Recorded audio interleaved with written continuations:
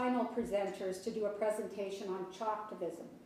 Chalk it up to how artistic they are.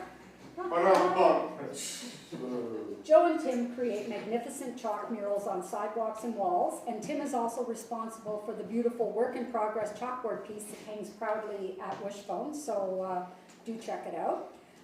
These creatives will talk about how simple and effective chalktivism can be, educate us on best practices and local laws, and offer inspiration on images and strategic messaging to capture the public's attention. Please welcome the Chalktastic Tim Theodore and Joe Lalonde.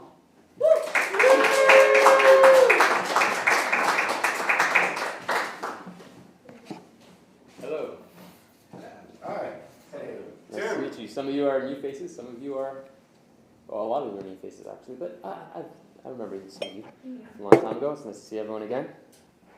So, we do chalktivism, but we're here to talk about how chalktivism is something that everyone can do. Joe's been doing chalk art for 15 years. 15 years. I'm a full-time chalk artist and here based out of Toronto. So. We should Tim move over. has been doing chalk for.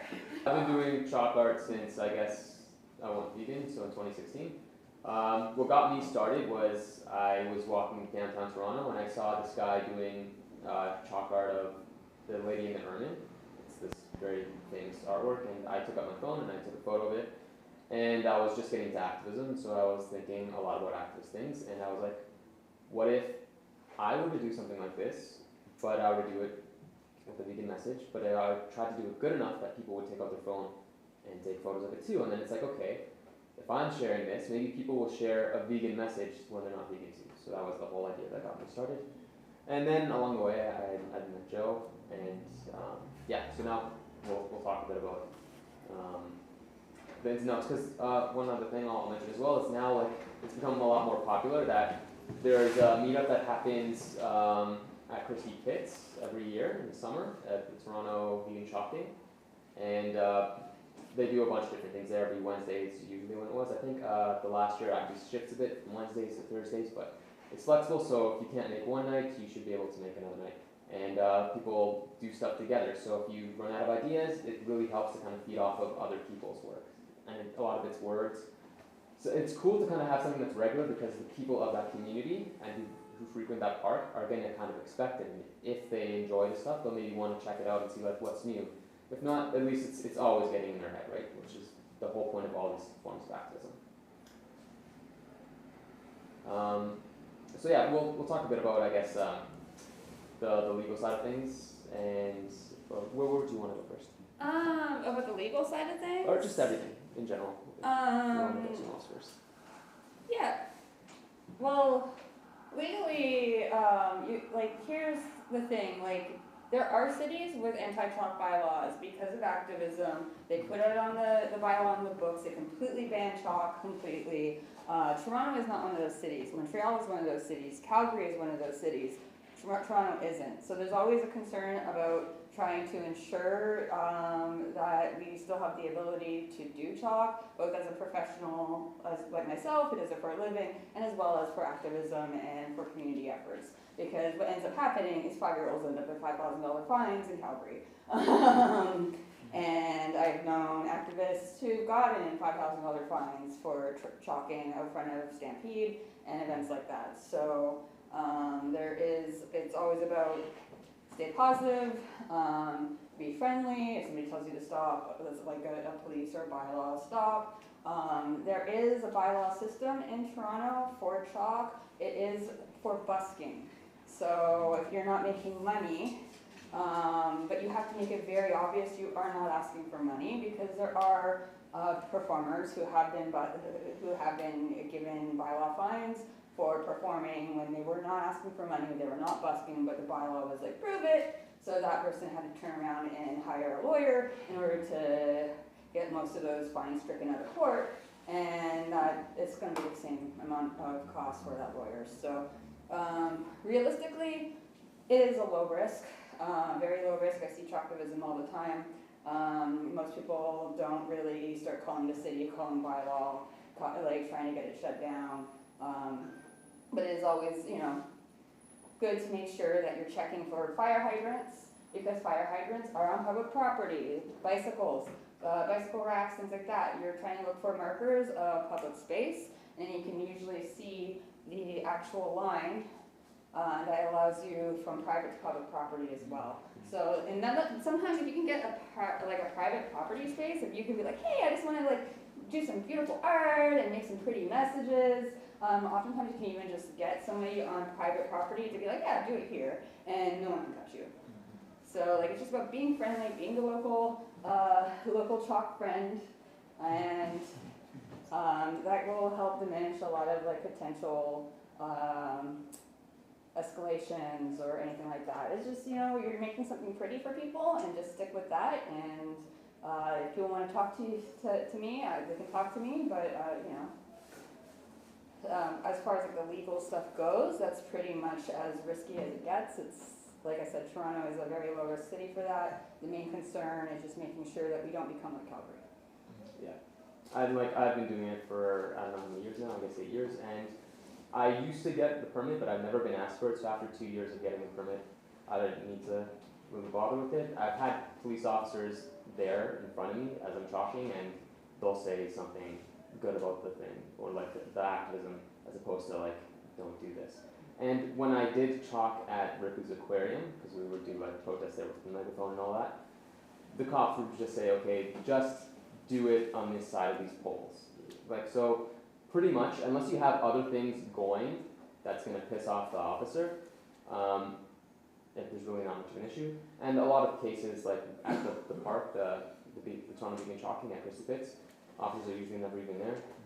And if you're doing anything like writing a message, it's something that can be done in like 5 seconds or so, right? So a cool thing would be like, if you get used to it and you're comfortable with doing quick messages, carrying a piece of chalk around, and what you can do is like on your way home or just whenever you're in the city, you can just, when you have a thought of something that you want to write down or something, it's just as simple as go vegan. Just write it and keep walking. There's no real issue. Can I make another, if you're doing quick chalk, quick messages, the number one thing you can do to allow it to last 3 to 4 times as long is to literally just take your finger and go over it again. Because when you just put the chalk on straight, it's going to sit on top. Whereas if you blend it in, either with your fingers, he doesn't like using his fingers, but or like a piece of rolled paper. Pardon?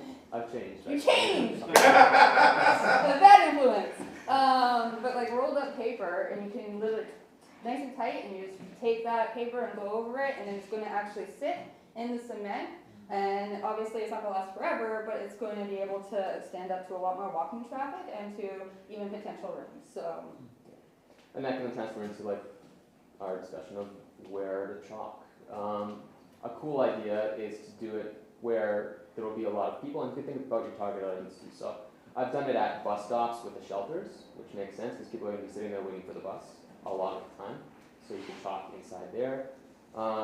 And I loved doing it at schools as well for like kids, because like that's the next generation, we want to reach out to them. And they're usually less aggressive or like they'll have issues or anything like that. So I would love to find schools, Dental Toronto has a lot of good ones, where there's a nice big piece of sidewalk in front of the stairs. And yeah, I've had a lot of good experience with that, so I've gone back to certain schools over the years because it's just been good. I think a lot of people often rush to the highest traffic, busiest spots in the city, such as like Yonge and Dundas or stuff like that. Personally, I find it actually a fairly difficult place to have engagement with people. You want walking traffic, but maybe not so heavy that like you're also concerned about your literal safety. And like I worked 8 years at that point, I would wish that on my worst enemy, and it is a very hard place to actually have open engagement with people, because people will want to engage with you, but they're being pushed by such like a large flow of traffic that they're not actually able to stop. So you definitely want a constant flow, but not necessarily such a busy flow that like it's very difficult to actually manage that traffic without like having years of experience with traffic handling. Like So like just for safety, because you're on the ground, often your back is to people, and then there's just like a flow of traffic that can go out of control. Maybe don't go to the busiest spot you see, because that might not actually be the way to get the most engagement. You kind of want a middle ground. And the Undetta Square is also private property, it's not public, so you do have to be careful about that. Well, not the actual square, but on the like bus side, yeah. Gotcha. Well, there is a busking. There is a way to get a license for young and Dundas Square. It's a lot more. If you want to ask me questions about that later, I can go over that. But it's complicated how they do it.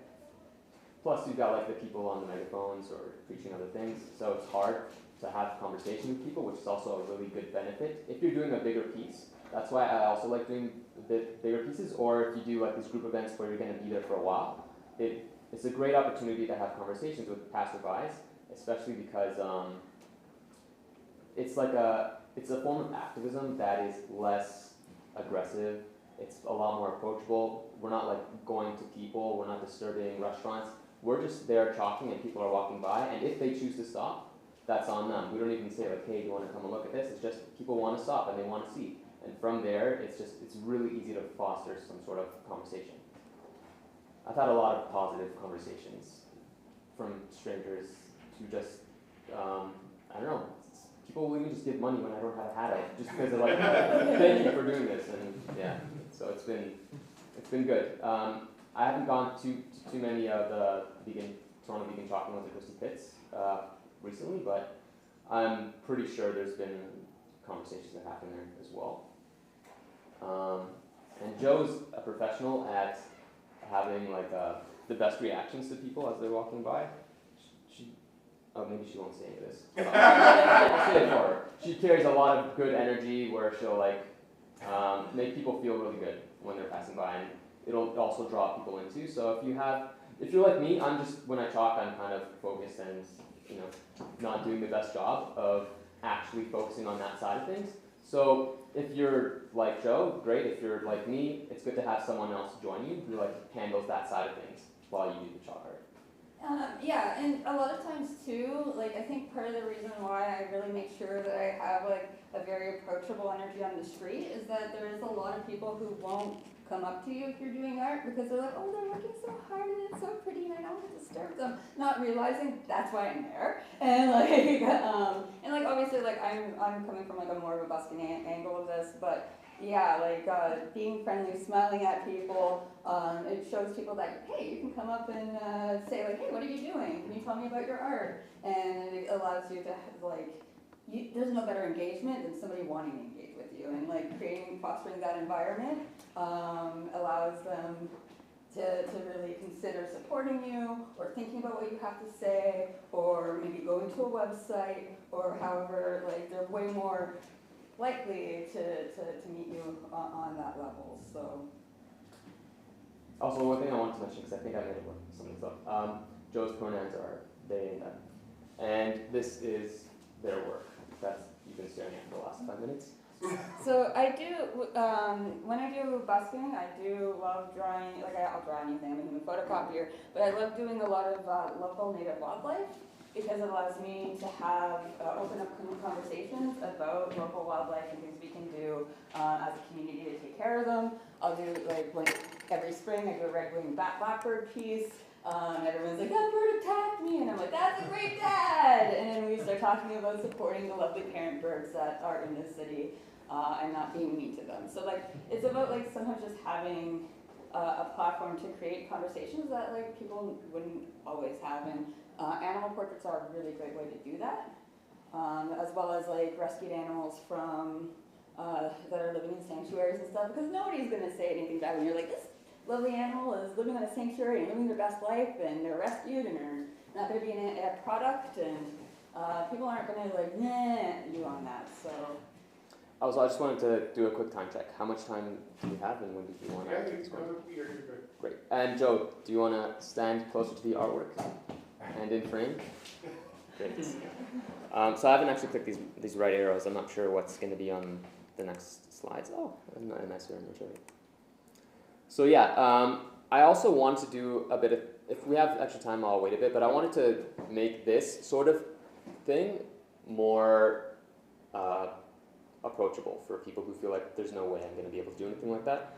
I want to kind of break that because it's, for me anyways, it's really just breaking it down to like, well, I'll do a demonstration, and whoever wants to volunteer, I'll show you. It's not so hard. I'm just going to show you a bit more of Joe's work. So, we should even introduce her page, or their page. It's Chalk Chick. So you can go to Instagram or Facebook and look up Chalk Chick, and you'll see a lot of Joe's And work. we should look at the Chalking Vegans account too. You could also do that as Yeah. well. So, yeah. Okay, I could do a bit of another thing to talk about with this.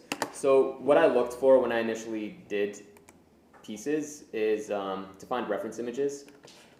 There's a few tips we can talk about there. When I was looking for an image, because I was wanting to work with just one colored chalk, I looked for tattoos. So cute pig tattoo, cow tattoo. Because a lot of times when people do tattoos, they're going to do just the black on the skin. So it's easy to kind of just get the shading by copying an image that's just one color. Another really good tip too is to when you're looking up images, select Creative Commons.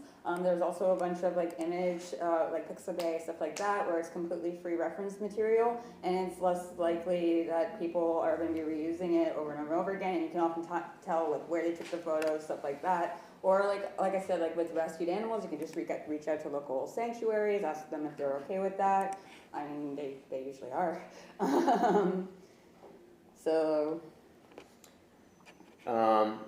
And if you decide to do a bigger piece, it's good to have it printed out as opposed to using your phone, because unless you have a phone with a really bright screen, it's kind of difficult to see what you're doing. Plus you have to worry about your battery, and it's like, am I going to get this thing done before the phone dies, and you have to, figure my way home after. So having it just printed out is really easy. Also, something to pay attention to is when you're looking for a location, you want to pay attention to the surface as well. So the most ideal surface, I think, is like the dark pavement that's smooth. If it's got like the stones that you can kind of see still, it's going to eat up the chalk like crazy. Like you'll be finishing your chocolate until your fingers are bleeding. And it's really hard to blend as well. And you also want to avoid places that have some sand, because a lot of times there's like where the concrete meets the sidewalk, there'd be like built up the sand. And if you try to chalk on the sand, it'll just keep blowing away. It becomes a nightmare. But if you're doing words, it's way easier to just do it anywhere. You could even do it on the walls, on the poles, like paying attention to which walls you're using, obviously. Yeah, so those are some basic tips. If you wanted to do an image and you want to use a grid system, so like when I would start doing big images, I was just like, I would have the reference image in front of me, and I would like move it out of the way and pay attention to, okay, I'm looking for where this part of the eye is, and then I look at the pavement and then keep winding back and forth. That would take me way too long, so I don't recommend it. And then I would like, okay, that goes there, and then I'd mark it. And it just, the whole process of just marking down where everything goes would take like over an hour. Eventually I just gave into doing grids, which apparently Joe will never do. Hey, I do them in 3D, but I grid by eye. I do exactly what he hates to do, but I've been doing it again for 15 years, and I am a street performer. Part of what I do is, a lot of what I do is around getting that community support and getting donations in order to eat and sleep at night. So like, yeah, it's way more impressive if you don't use a grid, but nobody actually really cares. So that makes sense for Joe's gig because people are paying, right? So you want to pay attention. I was just talking to Tim. There is punch hole stencils, which I do use on certain types of gigs. I've seen other chalk artists that use. You just basically, you take a big piece of paper, you draw what your image is, and you can put holes all around the line work of that image.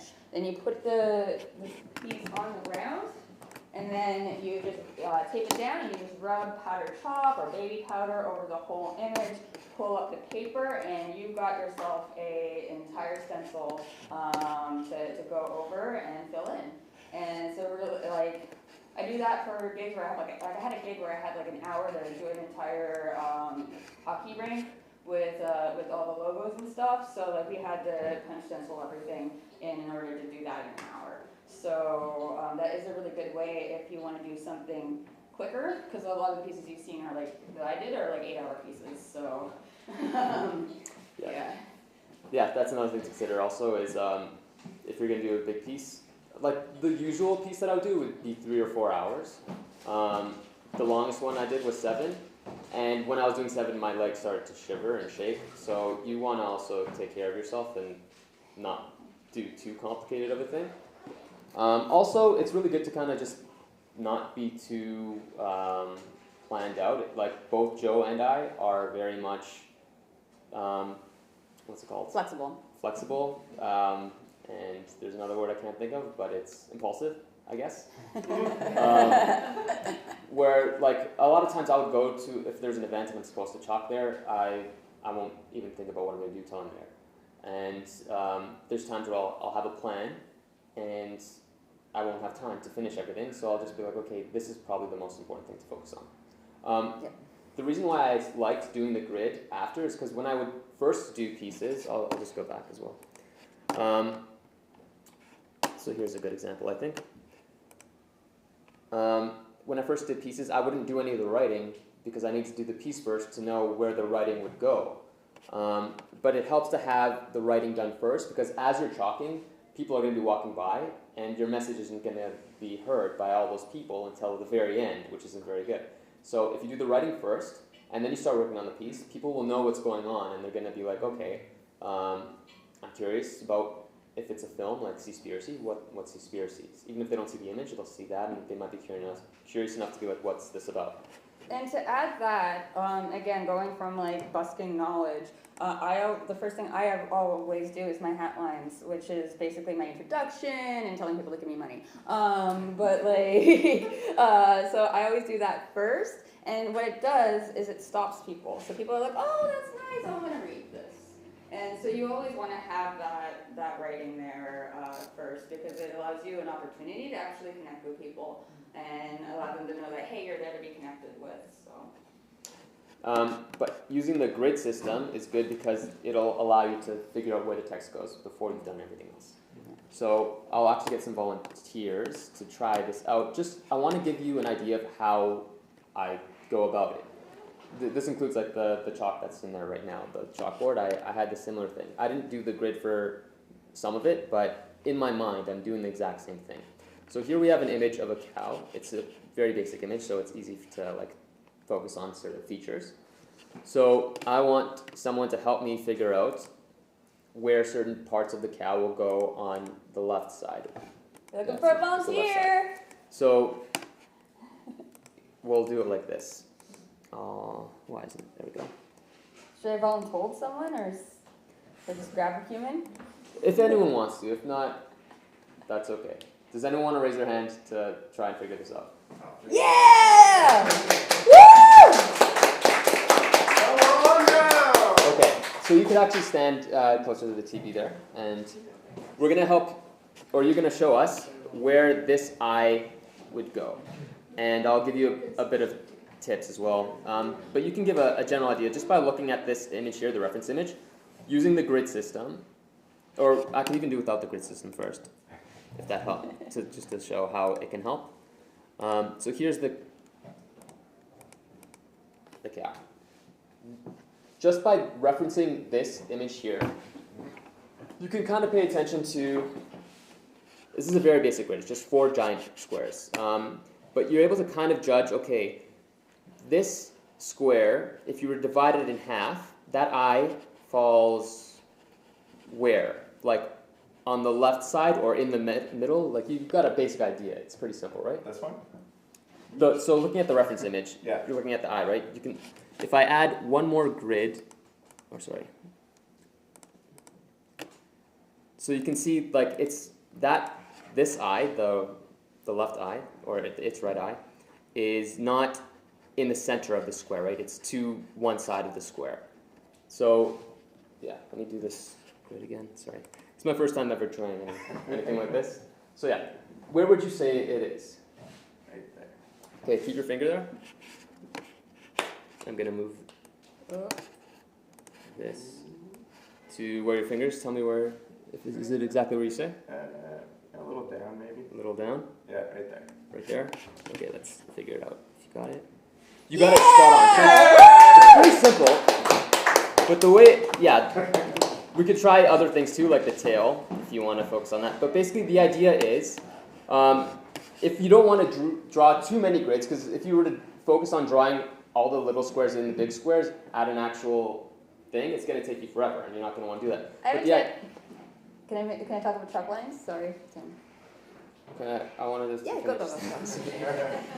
Although chalk lines is okay, Yeah. because that pertains to the grids. Yeah, because it takes like 30 seconds to do a chalk line.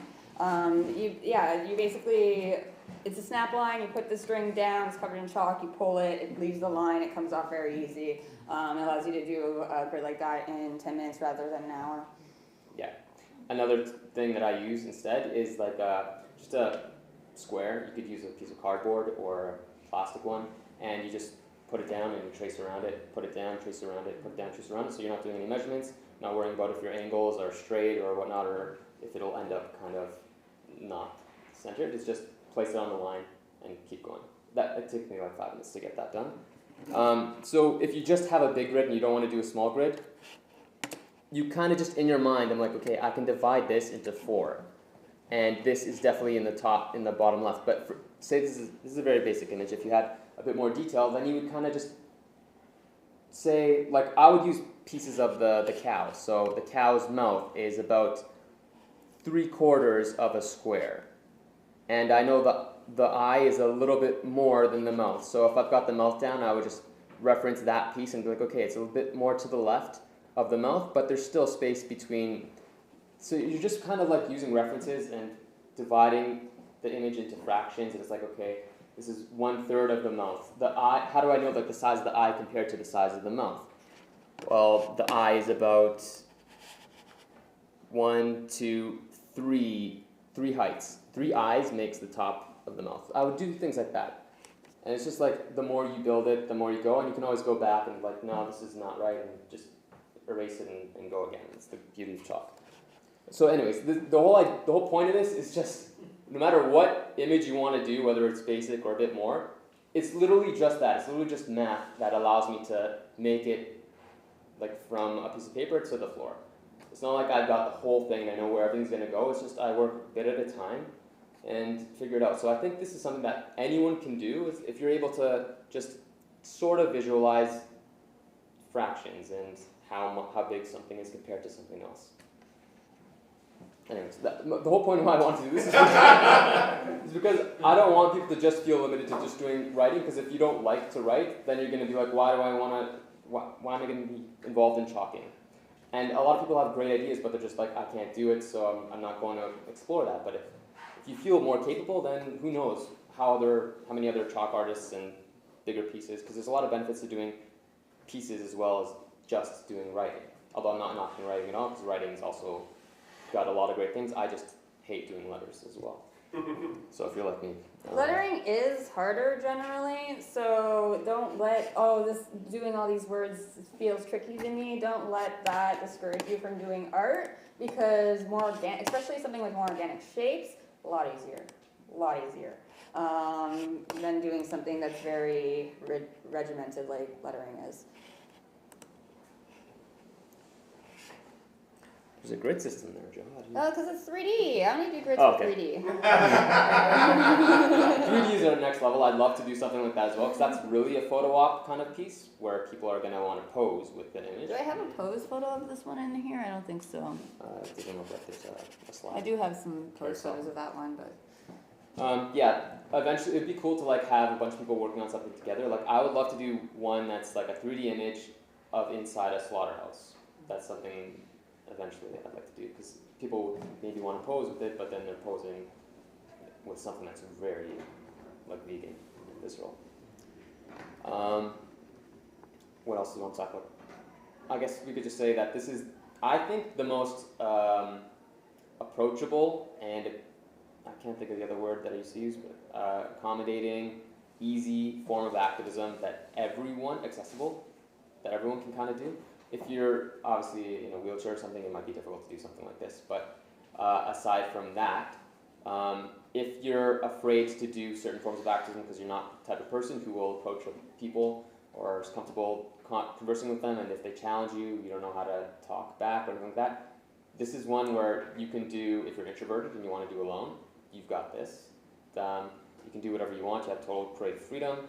You could do it with a bunch of people if you don't want to just do this alone. You can stick to just writing, you can stick to just text. So I encourage everyone to give it a shot. And I know this summer the group will get going again, so if you want that to be your first event, that's fine, there's no rush. I think we'll wrap it up. And thank you.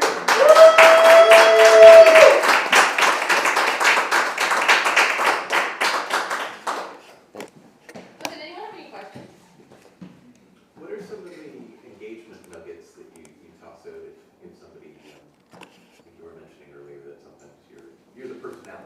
Yeah, I mean, the thing is, I do work in a lot of different contexts, so it's always definitely, like, I do street advertising, I do activism, I'm a full-time busker, I do festival work, I just do live art, so a lot of times it really depends on the context. But honestly, just like eye contact and smiling is like 90% of the work. So it's sort of like planting a seed. Yeah. It's I like like I always try to have the focus that you're there to make the community better. Sure. And as long as you have that focus, it just kind of everything kind of works out. Thank you for making the community better. Like we all do our part, right? Like, but yeah, like I think when that is your focus, good comes from that, and yeah. Awesome.